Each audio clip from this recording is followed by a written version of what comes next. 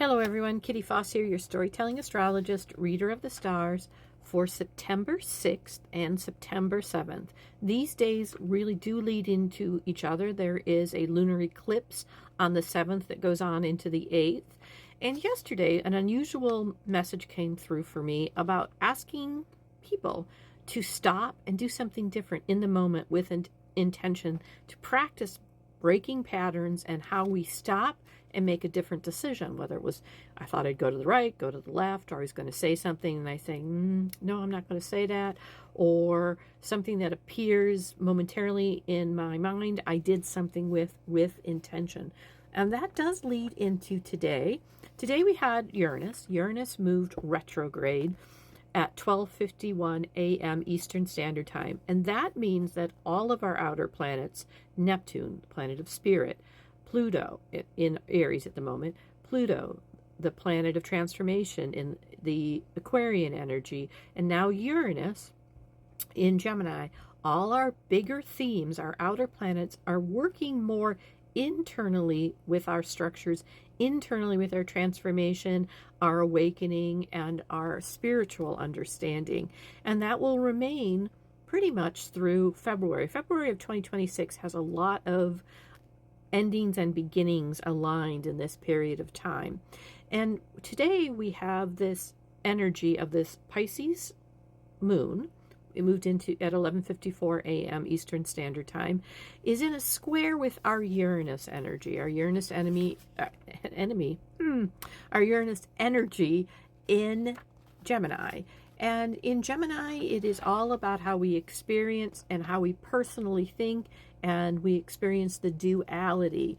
And so what's interesting about that is today, this message of clarity may escape you in what is coming and how this is serving you. But what does step forward are whys. Learning to ask why. Today, ask why quite a few times. Not always will there be an answer. Why isn't to be ignored. It is to be used to look at our deep-seated beliefs. So as we approach this eclipse, looking at our deep-seated beliefs. Questioning why focuses our destiny by allowing room for possibilities as it peels away the layers. It is symptomatic to get to either an emotion or a thought that may be tied together. And that's what this eclipse is going to be showing us, this blood moon eclipse.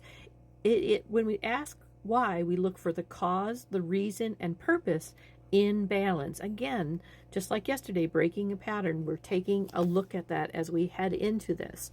It is a dynamic lesson when you look at this conversation between the Pisces moon and Gemini, Uranus, a dynamic tension, because it's a square, so it's about discernment of our emotional needs versus our intellectual pursuits. These are ever changing and how they're tied together. They're ever intuitively shifting and changing our thoughts, ideas, and feeling.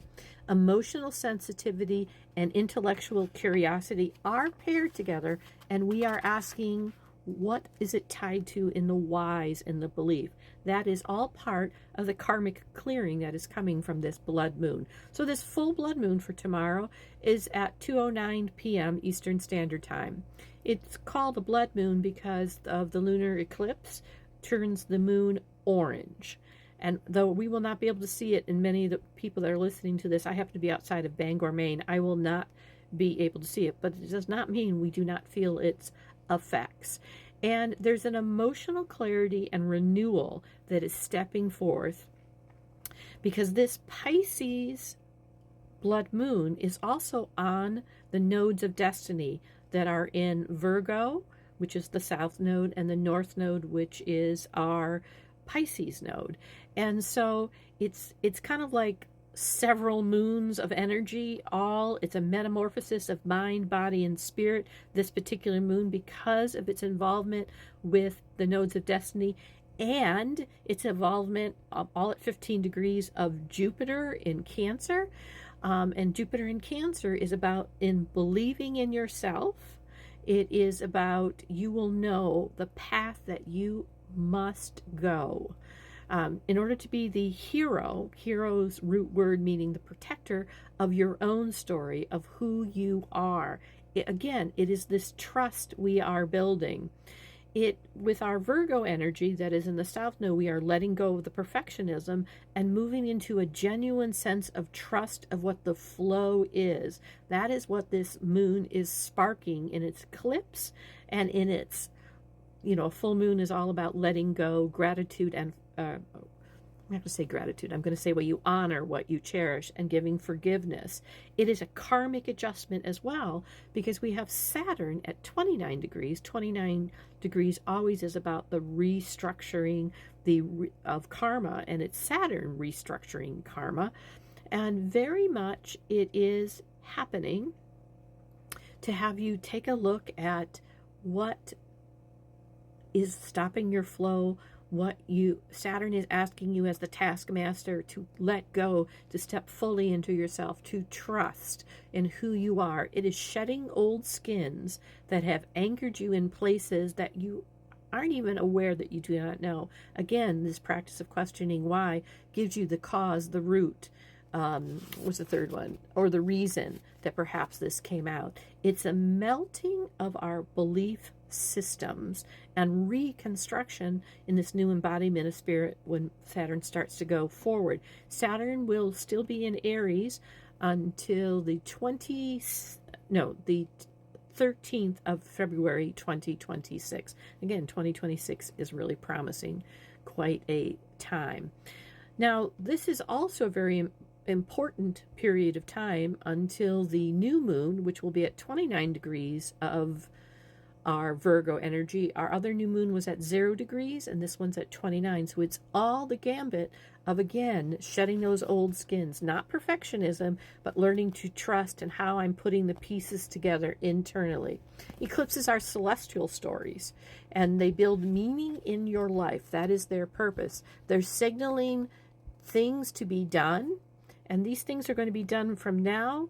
Another pause on the 21st, and then all the way into February. They're bringing into focus the depth and direct deepening of the connection to us as my sovereignness, and I hold my space and my place. We're decoding these mysteries in the retrograde that is Uranus, and making room for us to initiate, evaluate, and understand that this is an evolutionary time for mankind.